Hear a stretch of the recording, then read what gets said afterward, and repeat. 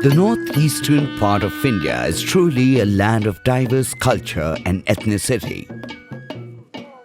Ranging from distinct tribes to tradition and heritage, this part of the country is home to some of the world's most diverse communities. One such community is Garo, a Tibeto-Burman tribe.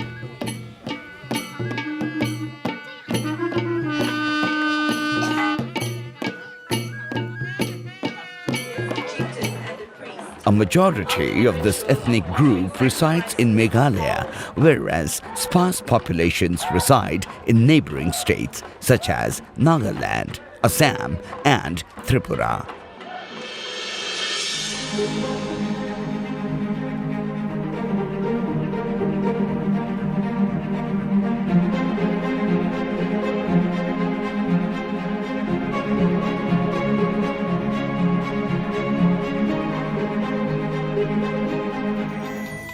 Tripura is a state in northeast India, bordered on three sides by Bangladesh and home to a diverse mix of tribal cultures and religious groups.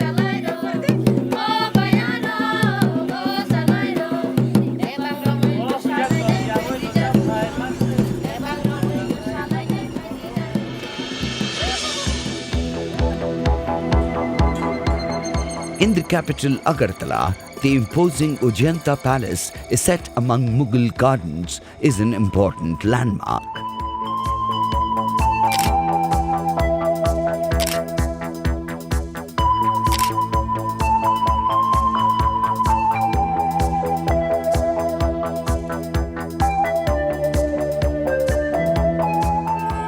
Tripura Sundari Temple is situated in the ancient Udaipur, about 55 kilometers from Agartala, believed to be one of the holiest Hindu shrines in this part of the country.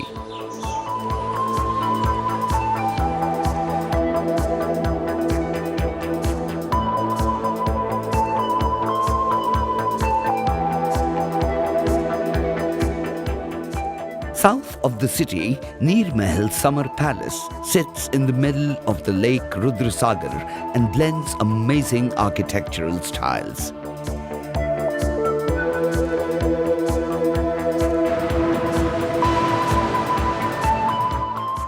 As per census report of 2011, population of Garo in Tripura is 12,952.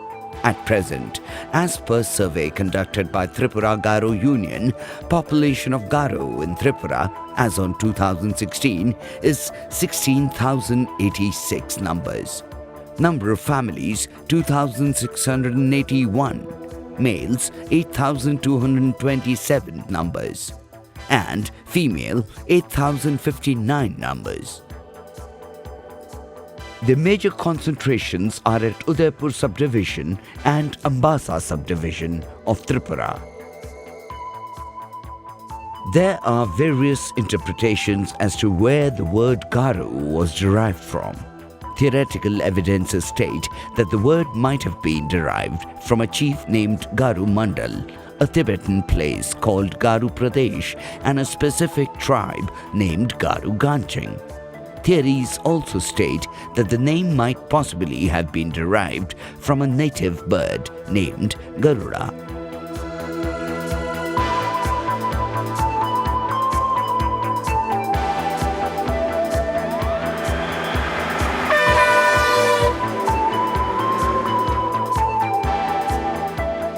The Garos refer to themselves as Achek Mande, meaning hill people.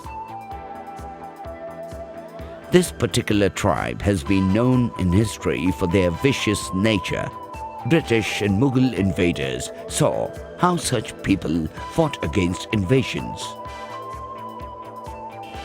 It is believed that this group first migrated from Tibet during 400 BC and settled down at what is now recognized as the Garo Hills.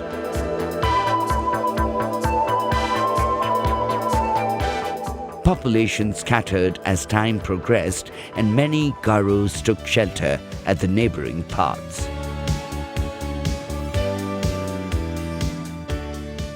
Although major part of the population of the Garos is converted into Christianity,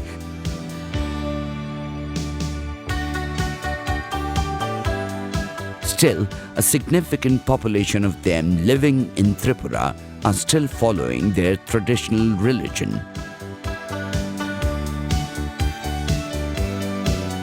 They worship nature, harvest, fields, and deities who provide them with livelihood essentials from nature.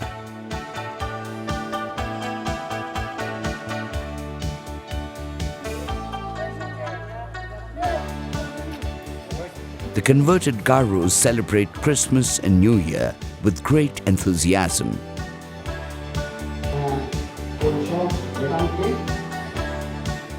The houses get illuminated with lights and festive decorations during Christmas season.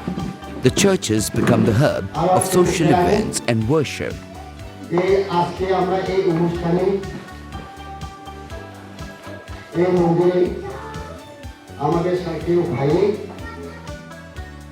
The traditional festivals pertaining towards nature are celebrated with massive social participation of the Garos, following the indigenous beliefs. Garo festivals are linked closely with their agricultural lifestyle. They worship a deity named Saijong, the provider of prosperity, strength, and nature's rewards. The main festivals are celebrated during the months of October or November.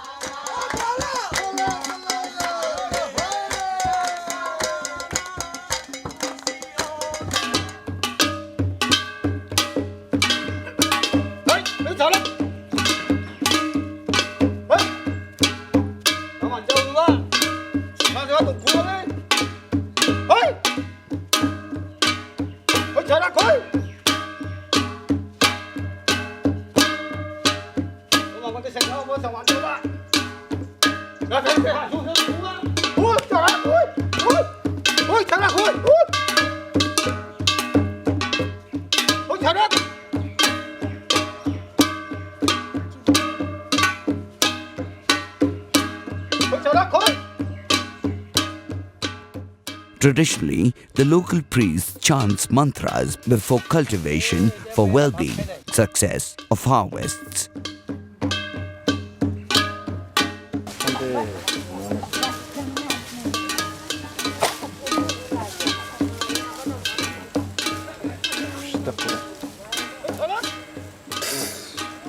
Oi marine, bani marirangno, bani ki patangno, ada dandam bakani, cadet kucekani, canok parang, cakondok salunga, nuruluk ca, jadi marisca, canangung none, caking none. Oi marine.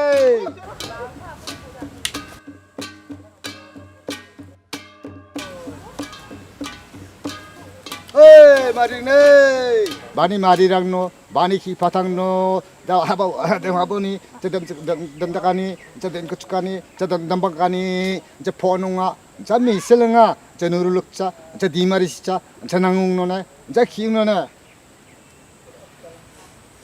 Hey, marine!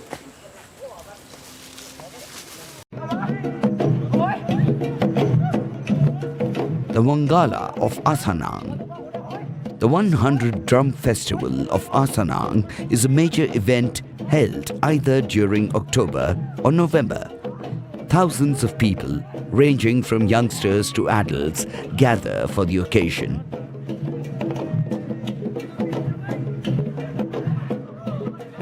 The boys play a drum that is long in size called the dama and also play flutes made out of bamboos.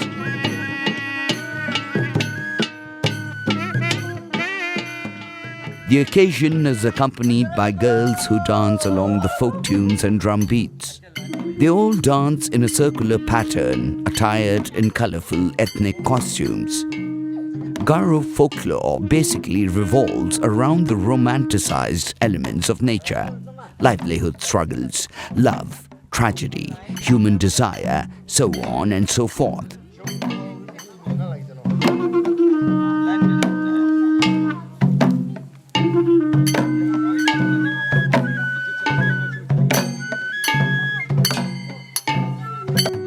A special folk song called Ajia is also sung during this wondrous festival.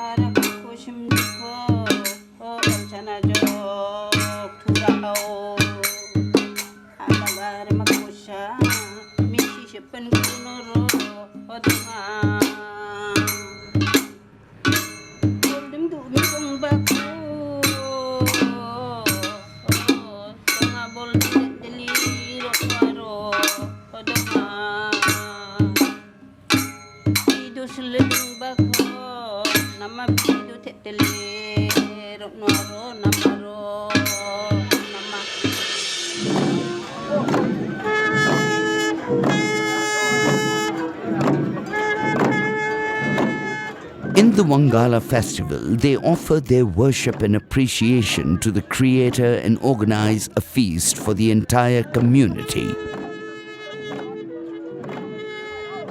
However, as time progresses ahead, the conventional practices of the community, their original heritage, folklore, seems to be diminishing.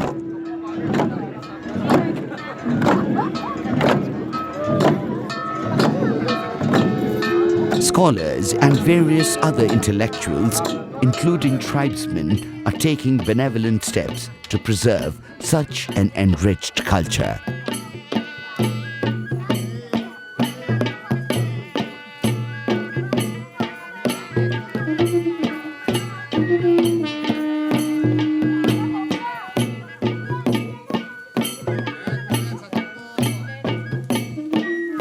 Traditional festivals are preserving cultures that are slowly diminishing. Certain indigenous groups of the Garo community practice the Tatara Puja. It is done for the welfare of a child and family. The puja is quite similar to Shiva Puja, and it involves the worshipping or offering of homage to the Creator for familial prosperity and undisputed bliss.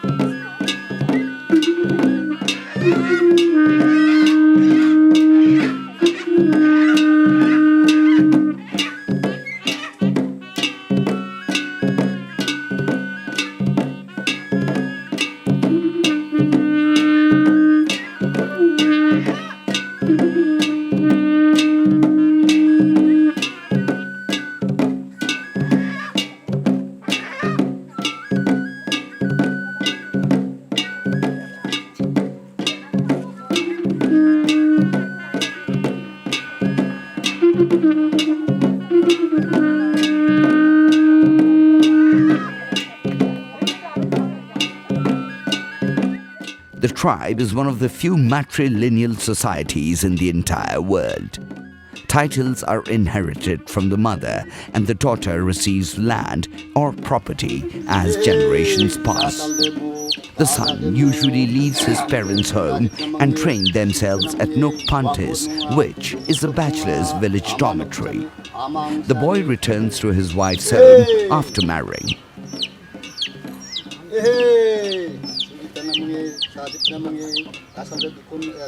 However, the tribe is not matriarchal. In other words, even if the women inherit property, the male members are responsible for governing and managing the society, as well as domestic issues. Children, regardless of gender, are all given equal rights and importance by parents, and the boys ensure safety and protection to women.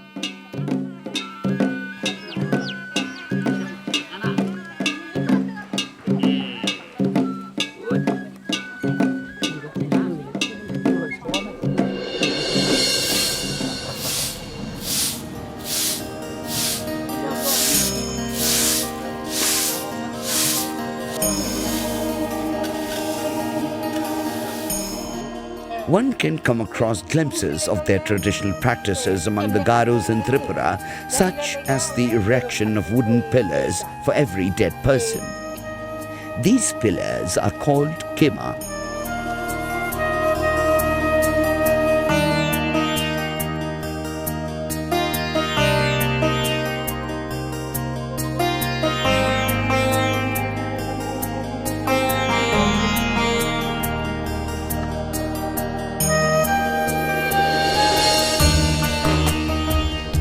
Similarly, chubuk, rice beer, is prepared for special occasions and to offer as homage to the gods even now.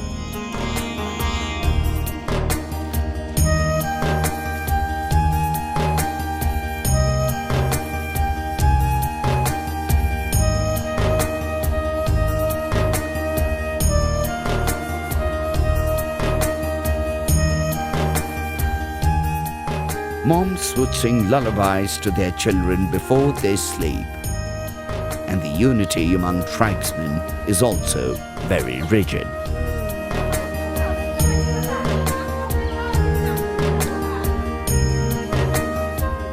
Village doctors use traditional means like using herbs and spiritual apparatus to heal ailments and diseases. If a boy and girl elopes, the respective village council holds a meeting for the formal recognition of the former as a couple.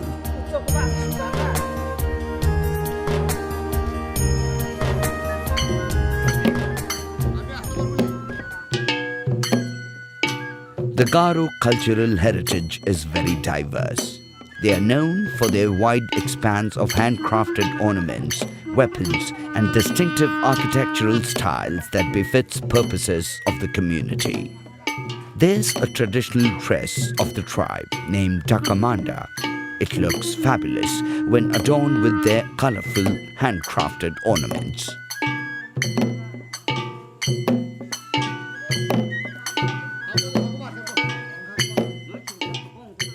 The community enjoys adorning themselves with rings, bangles, necklaces, waistbands, pendants, and many more. Every ornament has its specific name and is worn in distinctive styles as well. For instance, the natapsi is a string of beads that is worn in the upper ear part. Nadirong is a brass ring which is also worn at the upper ear part. Jaksil is an elbow ring worn by wealthy men on certain ceremonies, so on and so forth.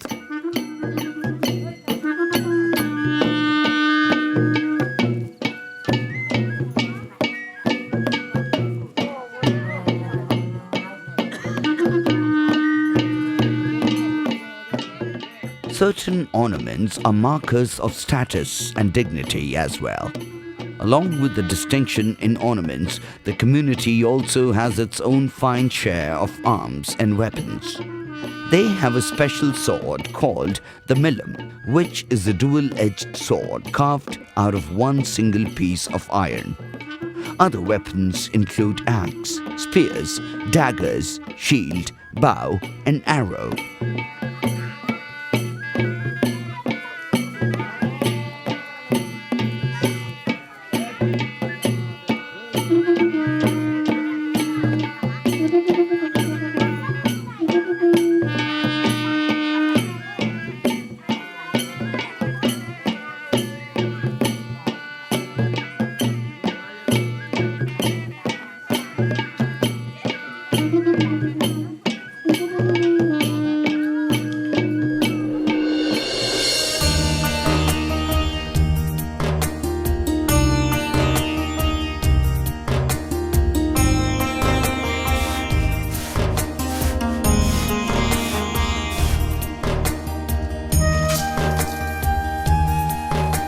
Generally, rice is the staple food of the tribe.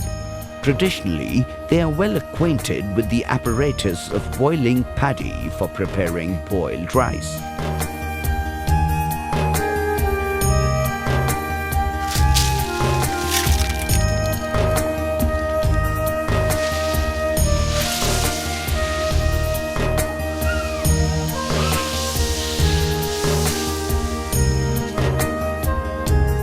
Apart from the rich constitution of vegetables they are able to retrieve from the forests and jam fields, meat is also preferred among the community.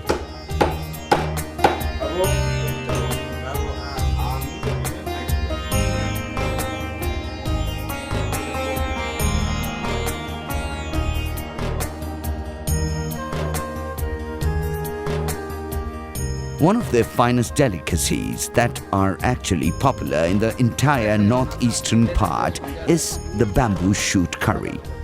Liquor is also an important part of the community, some of which are traditionally prepared with a natural apparatus for special occasions. For example, the Garos prepare a traditional rice beer named chubok.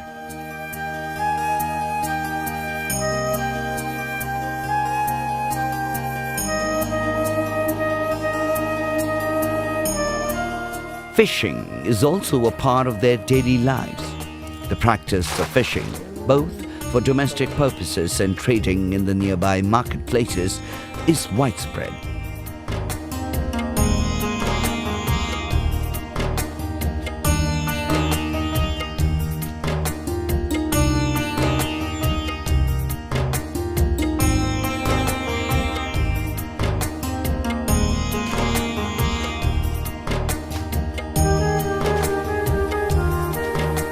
Pineapple farming is also one of their widespread cultivation practices.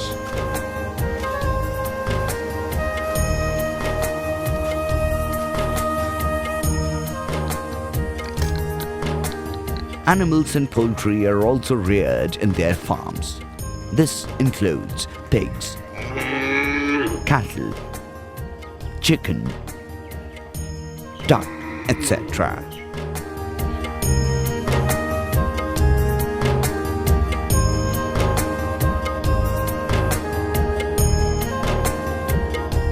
Tripura is the second largest rubber producer in India after Kerala, with 72,000 hectares of land under plantation, producing 40,000 tons of rubber annually.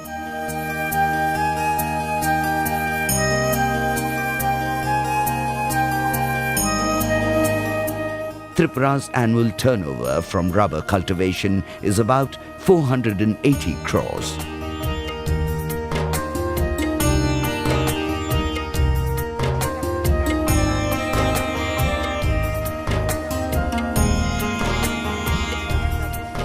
The Garo community of Tripura plays a significant role in rubber plantation and processing.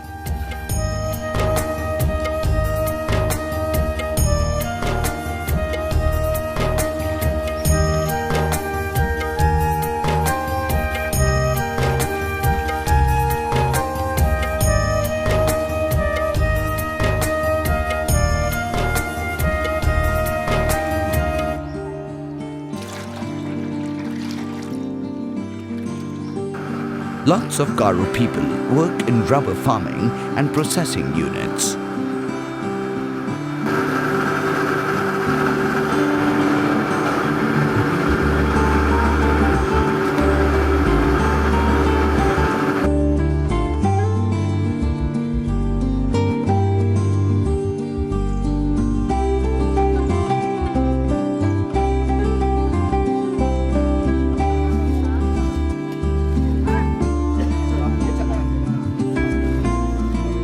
Garo houses are basically constructed from whatever is available in the forest or hills in complete abundance.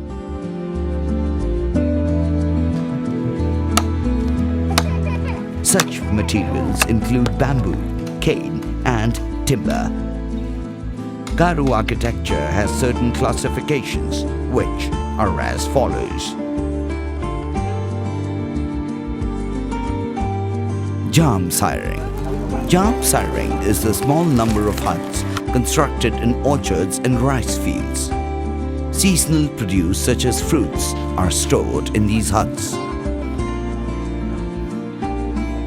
Nokmong. It is the completely equipped home where all the members of a family can reside in. The house is constructed with every basic necessity required in a home. This includes kitchens, bedrooms, fermenting rooms, water storage sections, and an elevated platform that serves the purposes of storing firewood, fowl, and so on.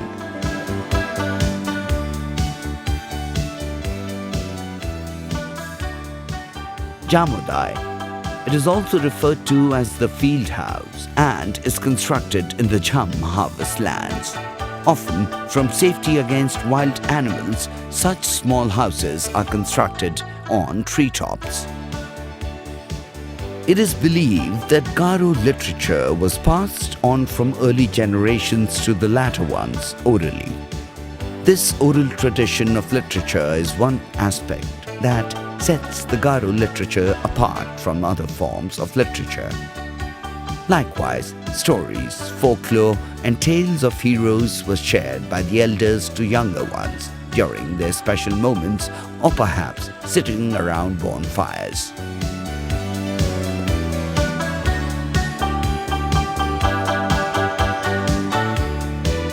The Garos are certainly one of the world's most distinct communities. They have brilliantly sustained their culture and traditions in remarkable ways.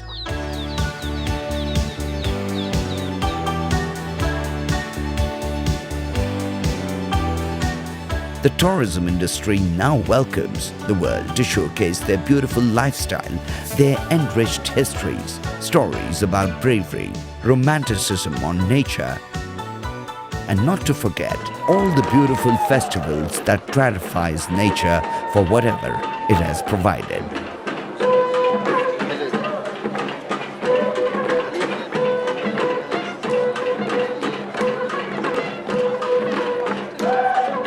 By profession, before the advent of modernization, the Garos were traditional cultivators of jhum. They have done the same for over 4,000 years.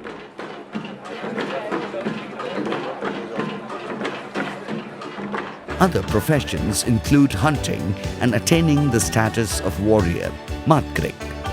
Livelihood has taken a drastic change now, and Garos have also adopted the modern way of life, going for higher education, searching for jobs, so on and so forth.